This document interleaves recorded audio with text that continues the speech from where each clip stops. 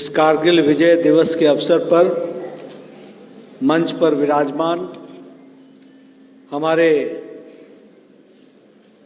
भारत सरकार में राज्य मंत्री और विशेष करके रक्षा राज्य मंत्री सम्माननीय संजय सेठ जी, हमारे कारगिल के वेटरन और जिन्होंने कारगिल में युद्ध में भाग लिया, ऐसे हमारे लेफ्टिनेंट जनरल JS नयन जी, हमारे कर्नल VN थापर जी, मिसेस वृंदा थापर जी, कैप्टन अखिलेश सक्सेना जी, कर्नल गोपाल जी और यहाँ उपस्थित हमारे कारगिल से जुड़े हुए और भारत के रक्षा से जुड़े हुए हमारे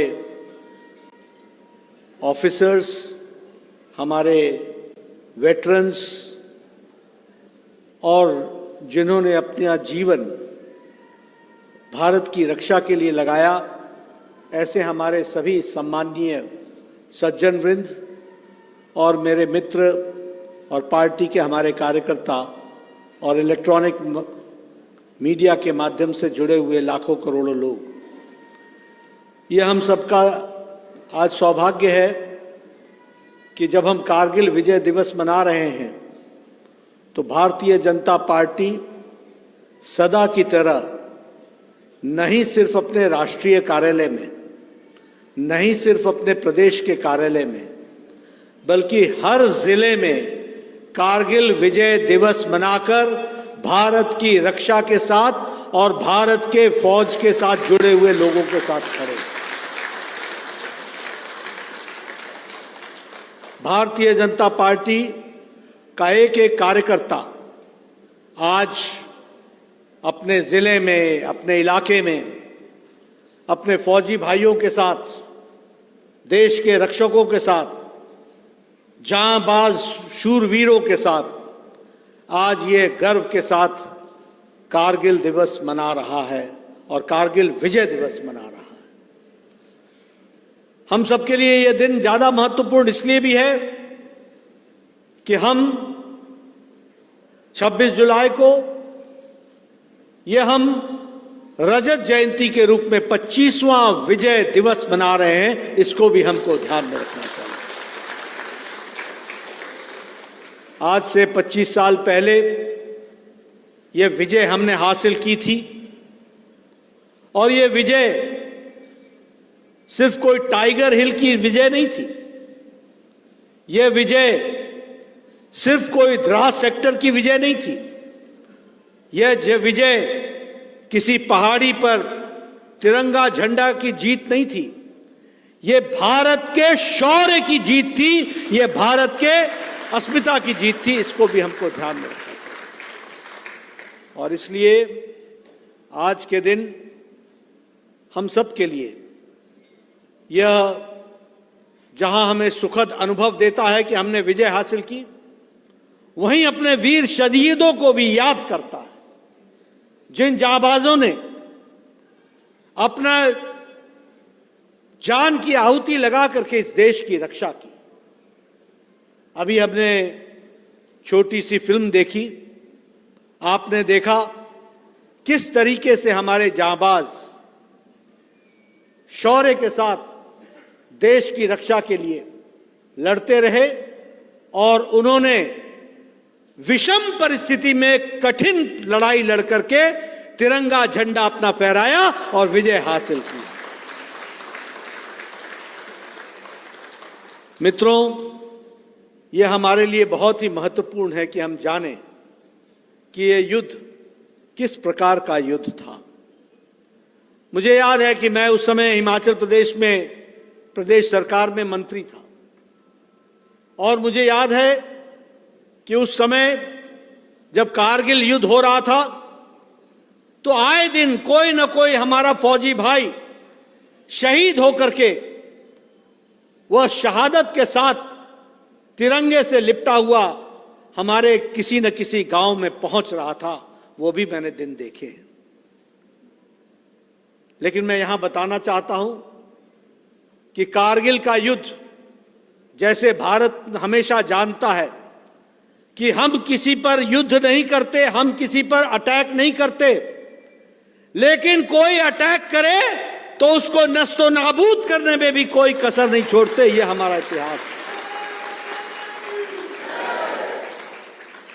अगर 62 में हमने चीन से लड़ाई लड़ी, अगर 65 में हमने पाकिस्तान के छक्के छुड़ाए, अगर 71 में हमने लड़ाई लड़कर के बांग्लादेश को स्थापित करते हुए और पाकिस्तान को मुंह तोड़ जवाब देते हुए उनके फौजियों को सरेंडर करने के लिए मजबूर किया, तो वहीं कारगिल में भी भारत की फौजें पीछे नहीं रहीं और तिरंगा झंडा गाड़ करके भारत की रक्षा की।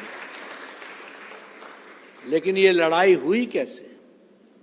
ये पाकिस्तान चोरों की तरह चुपके चुपके आ करके टाइगर हिल पर बैठ गया और स्ट्रेटेजिक जगह लेकर के इसने भारत के जमीन पर, सरजमी पर आधिपत्य जमाने की कोशिश की।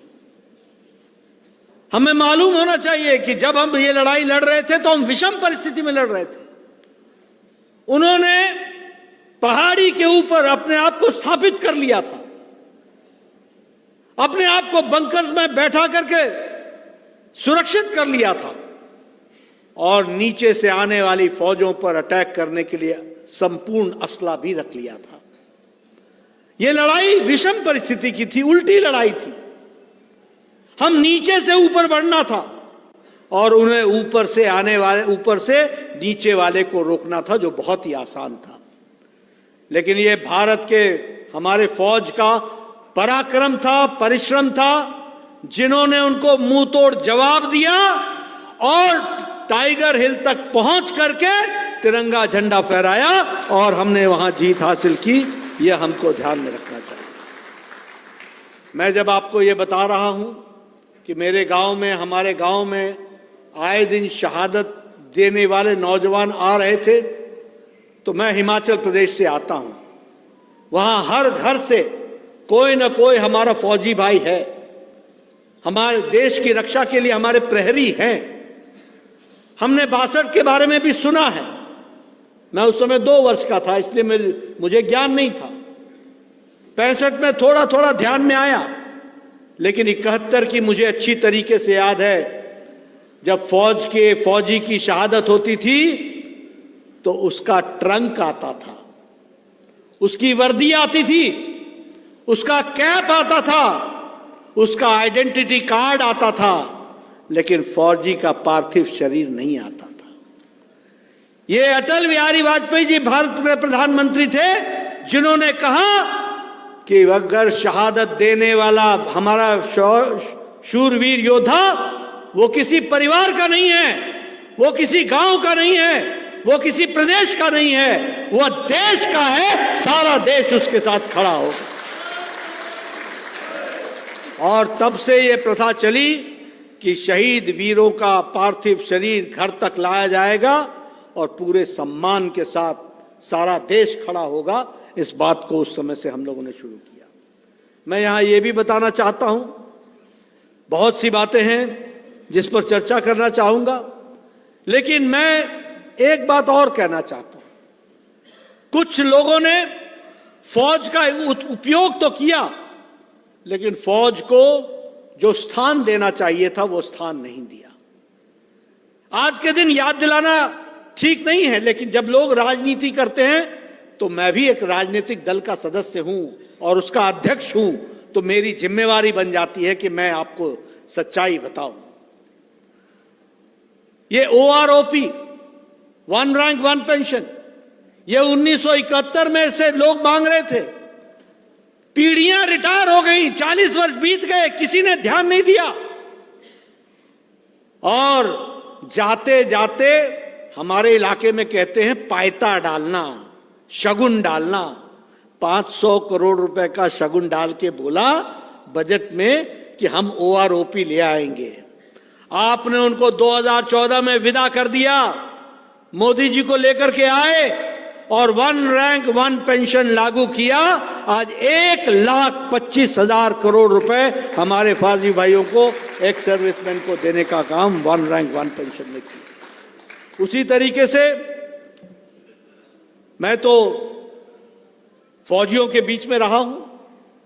पाकिस्तान का जब अटैक होता है, पुंछ, राजौरी, डोडा, किश्तवाड़, इन सारे इलाकों में जब गोलियां चलती हैं, और मैं तो कठुआ के बॉर्डर को भी देख करके आया हूं।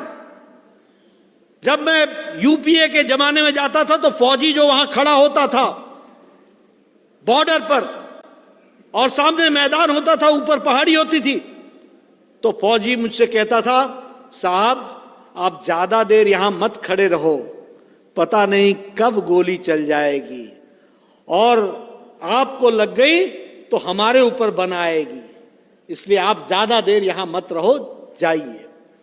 जब मैं वहां जाया करता था और पूछा करता था तुम कैसे हो, तो कहता था मैं खड़ा तो हूं प्रहरी के रूप में, लेकिन मेरे हाथ बंधे हुए हैं।